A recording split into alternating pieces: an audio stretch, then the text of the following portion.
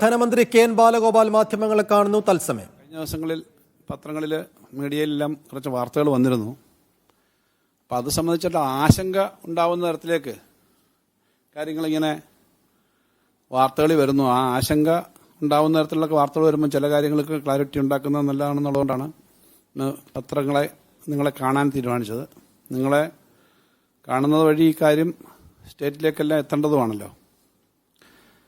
അപ്പം ഈ ശമ്പളം, പെൻഷൻ തുടങ്ങിയ കാര്യങ്ങളിൽ 1-ാം തീയതി എല്ലാവർക്കും കിട്ടിയില്ല, ചില പ്രശ്നങ്ങളുണ്ട് എന്നുള്ള വാർത്ത വന്നു. അപ്പോൾ അത് ആ കാര്യം സംബന്ധിച്ച് 2-ാം തീയതി കണ്ണൂർ വെച്ച് ഞാൻ തന്നെ പത്രങ്ങളോട് നേരിട്ട് മാധ്യമങ്ങളോട് പറഞ്ഞു, ശമ്പളവും പെൻഷനും മുടങ്ങുന്ന പ്രശ്നമില്ല. സാമ്പത്തികമായി കേന്ദ്രം വലിയ തോതിലാണ് നമുക്ക് തരേണ്ടത് മുടക്കിയേക്കുന്നത്. നമ്മുടെ വരുമാനമൊക്കെ വെട്ടിക്കുറച്ചു. തരേണ്ടതിൻ്റെ നല്ലൊരു ഭാഗം 3-ൽ-1 കേന്ദ്രത്തിൽ നിന്ന് സംസ്ഥാനത്തിന് കിട്ടേണ്ട നികുതി വിഹിതവും സംസ്ഥാനത്തിന് അർഹമായ കാര്യങ്ങൾ വരുന്നില്ല. ആ വരാതിരിക്കുന്ന ഒരു സാഹചര്യത്തിലും ശമ്പളവും പെൻഷനും ഒന്നും മുടങ്ങാനുള്ള ഒരവസ്ഥയുണ്ടാക്കില്ല എന്നുള്ളത് പറഞ്ഞിരുന്നു. അപ്പം അതിൻ്റെ ഭാഗമായിട്ട് തന്നെ കഴിഞ്ഞ ദിവസം പെൻഷൻ്റെ കുറേ മിക്കവാറും ആളുകൾക്ക് കിട്ടി. പിന്നെ അക്കൗണ്ട് വഴിയും ഒക്കെയുള്ള പെൻഷൻ്റെ ട്രഷറി അക്കൗണ്ടിൻ്റെയൊക്കെ ചില കാര്യങ്ങളുണ്ടാവും. ഇപ്പോൾ ഇന്നു മുതൽ ആ പ്രശ്നങ്ങൾ പരിഹരിച്ചിട്ട് നമ്മുടെ ട്രഷറിയിൽ നിന്ന് പോകേണ്ട പണം അടുത്ത ദിവസങ്ങളിൽ പോവും. സാധാരണഗതിയിൽ സെറ്റ് ചെയ്യുന്നത് 1 മാസം 1-ാം തീയതി, 2-ാം തീയതി, 3-ാം തീയതി അങ്ങനെയാണ്. അപ്പോൾ ആ തരത്തിൽ പണം ഒരുമിച്ച് ഒറ്റയടിക്ക് എടുക്കുന്നതിന് ടെക്നിക്കൽ പ്രശ്നങ്ങൾ, കഴിഞ്ഞ ദിവസം സാങ്കേതികമായ ചില പ്രശ്നങ്ങൾ ഉണ്ടായിരുന്നുള്ളതാണ് അന്ന് പറഞ്ഞത്. ആ സാങ്കേതിക പ്രശ്നങ്ങളൊക്കെ ഉണ്ടെങ്കിലും അടുത്ത 2-3 ദിവസമായിട്ടായിരിക്കും ഇത് പോവുക. കാരണം 1, 2, 3 സെറ്റ് ചെയ്തിട്ടുണ്ട്. അപ്പോൾ ഇന്നു മുതൽ ഇവരുടെ അക്കൗണ്ടിൽ വന്നിട്ടൊക്കെ പോകുന്ന തരത്തിലേക്ക് കാര്യങ്ങൾ ബില്ലും എല്ലാം ആയിട്ടുണ്ട്. അതിന് പോകുന്ന സമീപനം ഉണ്ടാവും. ആ പ്രശ്നം ഈ 2-3 ദിവസം കൊണ്ട് അത് പോയി തീരും എന്നുള്ളതിന് ഉറപ്പുണ്ടാക്കിയിട്ടുണ്ട്. ട്രഷറി വഴി ഇപ്പോൾ ഉദ്യോഗസ്ഥന്മാരുമായിട്ടുള്ള മീറ്റിംഗ് കഴിഞ്ഞ ദിവസം ഉണ്ടായിരുന്നു. ഇന്നിപ്പോൾ രാവിലെ മീറ്റിംഗ് ഉണ്ടായിരുന്നു. അപ്പോൾ അതനുസരിച്ച് കാര്യങ്ങൾ ചെയ്യും. അപ്പോൾ അതിനകത്ത് ബൾക്കായിട്ട് ഒരുമിച്ച് വന്നു കഴിഞ്ഞാൽ നിങ്ങൾക്കറിയാം, ഇതിൻ്റെ ഹൈവേ ഇതിൻ്റെ പ്രശ്നം വരുന്നതുകൊണ്ട് ഒരു ലിമിറ്റ് ചെയ്തിട്ട് ചില പത്രങ്ങളൊക്കെ എഴുതിയിട്ടുണ്ട്. ഒരു 50,000-ൻ്റെ ഒരു ലിമിറ്റ് വെച്ചിട്ട് ഒരു ദിവസം വിഡ്രോ ചെയ്യുന്നതിൻ്റെ തരത്തിലേക്ക് ഒരു ലിമിറ്റ് വരും. അല്ലെങ്കിൽ ഒരുമിച്ച് ഈ വിഡ്രോ ബാങ്കുകളിലൊക്കെ ഉണ്ടല്ലോ അത്. അപ്പോൾ ഒരുമിച്ച് ഇത് വരുമ്പോൾ അതനുസരിച്ച് എടുക്കാൻ പറ്റുന്ന സ്ഥിതി തന്നെയാണ് കാര്യങ്ങൾ. അപ്പോൾ അതാണ് ആദ്യമായിട്ട് നമ്മുടെ സംസ്ഥാനത്തെ ജീവനക്കാരെ സംബന്ധിച്ച്, പെൻഷനേഴ്സിനെ സംബന്ധിച്ചുള്ള ഏറ്റവും പ്രധാനപ്പെട്ട കാര്യം. അപ്പോൾ ആ ഒരു കാര്യം ഉറപ്പാക്കുമ്പോൾ തന്നെ ചില കാര്യങ്ങൾ കൂടി ഇവിടെ പറയാതിരിക്കാൻ പറ്റില്ല. ഇന്നിപ്പോൾ സംസ്ഥാനത്തെ UDF-ന്റെ അനുകൂല സംഘടനകൾ അവർ ഇന്നലെ തന്നെ മിനിഞ്ഞാന്ന് തന്നെ ഒരവസരം കിട്ടി എന്ന നിലയിൽ സമരം പ്രഖ്യാപിച്ചു. നിരാഹാരമുണ്ട് എന്നൊക്കെ പറയുന്നു. ഇപ്പം നിരാഹാരം ഉണ്ടോ എന്ന് എനിക്കറിയില്ല. NGO സംഘ് BJP-യുടെ സംഘടനയാണ്. അവർ പറഞ്ഞു അങ്ങേയറ്റം തെറ്റായ കാര്യമാണ് ഇവിടെ നടത്തുന്നത്, അതുകൊണ്ട് ഞങ്ങൾ ശക്തമായി പ്രതിഷേധിക്കും.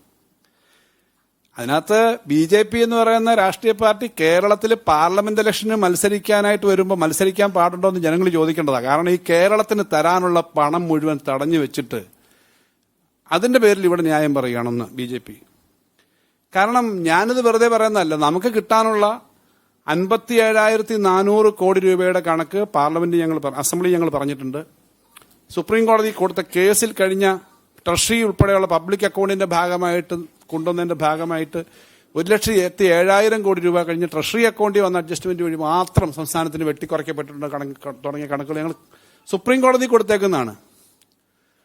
കേരളത്തിന്റെ പ്രതിപക്ഷ നേതാവ് പറയുന്നത് ഇതൊന്നും കൊടുക്കാനില്ലെന്ന് ഞങ്ങൾ അസംബ്ലി പറഞ്ഞിട്ടുണ്ട്. ഞങ്ങൾ സുപ്രീം കോടതി കൊടുത്തേക്കുന്നതാണ്. അവിടെ ഞങ്ങൾ സുപ്രീം കോടതി പോലെ ഏറ്റവും പവിത്രവും മായ ഒരു ബോഡിയിൽ കേസ് കൊടുത്ത് ആ കേസ് ഉൾപ്പെടെ ബാധിക്കാനായിട്ടുള്ള സമീപനം എടുത്തിരിക്കുകയാണ് കേന്ദ്ര ഗവൺമെന്റ്.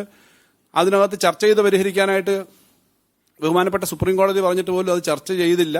വീണ്ടും സുപ്രീം കോടതിയിലേക്ക് കേസ് നീക്കുകയാണ്. 6-7 ആ കേസ് വരും. ആ കേസ് വരുമ്പോൾ ഏറ്റവും ന്യായമായ പ്രശ്നങ്ങൾ കുറെ പരിഹരിക്കപ്പെടും. ഞങ്ങൾ കൊടുത്ത കേസ് കിഫ്ബിയും കേരളത്തിലെ സോഷ്യൽ സെക്യൂരിറ്റി പെൻഷനുമായി ബന്ധപ്പെട്ടിട്ട കമ്പനി, ഈ 2 സ്ഥാപനങ്ങൾ എടുത്തേക്കുന്ന ലോൺ ഭരണഘടനാപരമായിട്ട് നമുക്ക് ലോൺ എടുക്കാനുള്ള പ്രൊവിഷൻ അനുസരിച്ച് എടുത്തതാണ്. അത് സംസ്ഥാനത്തിന്റെ ബോറോയിങ് വരരുത് എന്നുള്ളതാണ് ഒരു കാര്യം. രണ്ടാമത്തെ കാര്യം, ഏകദേശം 26,000-ഓളം കോടി രൂപ 14-ാം ധനകാര്യ കമ്മീഷൻ, 15-ാം ധനകാര്യ കമ്മീഷന്റെ ഒക്കെ സമയത്ത് നമുക്ക് അനുവദനീയമായ വായ്പയിൽ നിന്നും കണക്കിൽ നിന്നും നമുക്ക് കിട്ടേണ്ട പണത്തിൽ നിന്നും വെട്ടിക്കുറച്ചതിനെ സംബന്ധിച്ച ചില കാൽക്കുലേഷനാണ്. ഈ 2 കാര്യം കോടതി കിടക്കുകയാണ്. ആ കാര്യം ചർച്ച ചെയ്യാനായിട്ട് സുപ്രീം കോടതി പറഞ്ഞു, നിങ്ങൾ സ്റ്റേറ്റും യൂണിയനും തമ്മിൽ അങ്ങനെ ഇങ്ങനത്തെ തർക്കം ഉണ്ടാകാൻ പാടില്ല, അതുകൊണ്ട് ഇതൊക്കെ അമിക്കബിളായി സെറ്റിൽ ചെയ്യണം. അതുകൊണ്ട് why can you have a discussion. ഞങ്ങൾ അപ്പോഴേ അംഗീകരിച്ചു.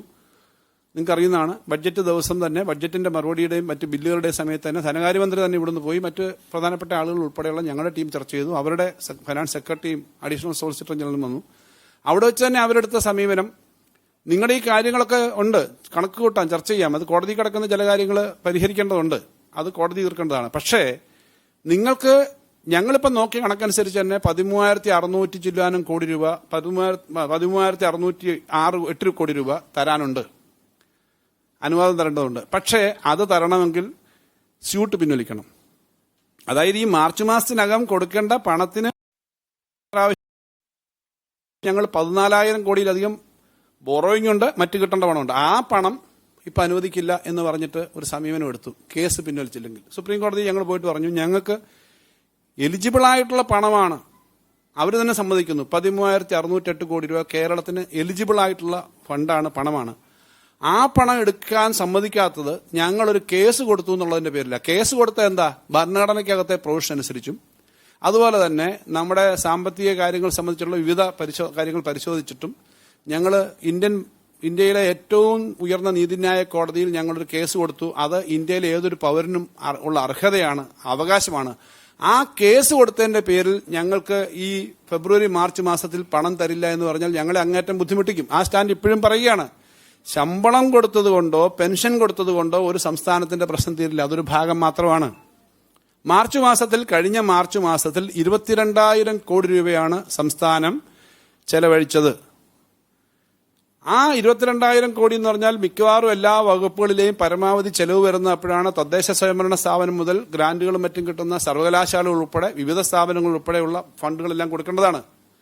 ആ 22,000 കോടി കഴിഞ്ഞ പ്രാവശ്യം കൊടുത്തൊരു സ്ഥലത്ത് കഴിഞ്ഞ സാമ്പത്തിക വർഷം ഞങ്ങൾ ഫൈനൽ ക്വാർട്ടറിൽ 14,000 കോടി രൂപ ഞങ്ങളുടെ അർഹമായിട്ടുള്ള വിഹിതമനുസരിച്ച് എടുത്ത തുക, ആ തുക തന്നെ തടഞ്ഞു വെച്ചു എന്നുള്ളതാണ് ഏറ്റവും അവസാനം ചെയ്തത്. ആദ്യം ചെയ്തത് 57,400 കോടിയോളം സംസ്ഥാനത്തിന് കിട്ടാനുള്ളത് അത് വെട്ടിക്കുറച്ചു. അതിന്റെ കണക്കുകൾ നിങ്ങൾക്ക് അറിയുന്നതാണ്. ഇത് വെട്ടിക്കുറച്ചിട്ട് അവസാനം കോടതിയിൽ വരെ എത്തിയിട്ട് പോലും ചെയ്യുന്നില്ല. ഞങ്ങൾ ഭരണപരമായ എല്ലാ കാര്യവും നോക്കി ഗവൺമെന്റ് ടു ഗവൺമെന്റ് ഡിസ്കഷൻ നടത്തി.